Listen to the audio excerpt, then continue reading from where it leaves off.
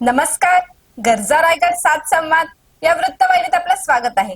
तर चला पाहूया आजच्या ताज्या घडामोडी. 2021 पासून मागणी, 2023 मध्ये मंजुरी. तर ही दुर्शेत पुलाचे काम रखडले. दुर्शेत ते खरोशी या गावांना जोडणाऱ्या बाळगंगा नदीवरील जीर्ण पुलाकडे प्रशासनाचे आणि संबंधित यंत्रणेचे दुर्लक्ष होत असल्याचा आरोप नागरिकांकडून केला जात आहे. विशेष म्हणजे या पुलाच्या दुरुस्ती अथवा नव्याने पूल बांधण्याची मागणी 2021 मध्ये दुर्शेतचे दशरथ गावंड यांनी शासन तसेच तत्कालीन आमदारांकडे केली होती. मात्र स्थानिक पातळीवरील राजकारण आणि दुर्शेत व खरोशी या दोन्ही गावांमधील समन्वयाच्या अभावामुळे पुलाचे काम प्रत्यक्षात सुरू होऊ शकले नसल्याचे सांगितले जात आहे.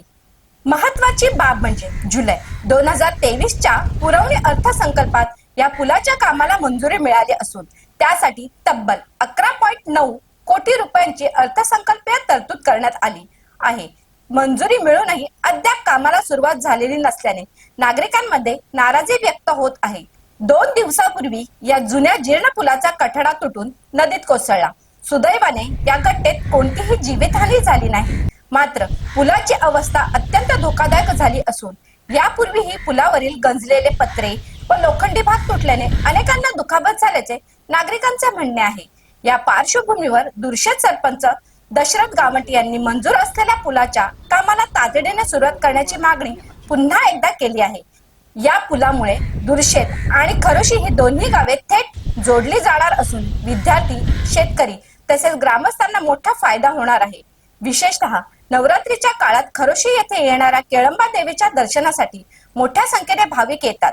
त्यामुळे या पुलाचे काम पूर्ण झाल्यास वाहतूक व्यवस्थेला मोठा दिलासा मिळून वाहतूक कोंडीचा प्रश्नही कायमस्वरूपी मार्गी लागण्यास मदत होणार आहे. 11.9 कोटीची तरतूद असतानाही काम रखडणे ही गंभीर बाब असून प्रशासनाने याची दखल घेऊन पुलाचे काम युद्धपातळीवर सुरू करावे अशी मागणी दुर्शेतचे सरपंच दशरथ गावंड यांच्यासह ग्रामस्थांनी केली आहे.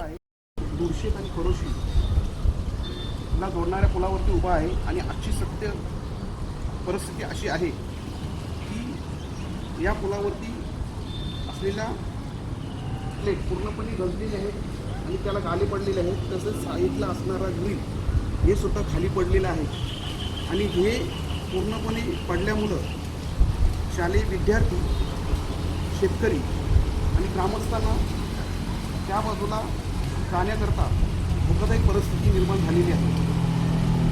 तर ह्या कामामध्ये राजकारण न येता ग्रामस्थांची सुरक्षितता हा महत्त्वाचा उद्देश आहे. तरी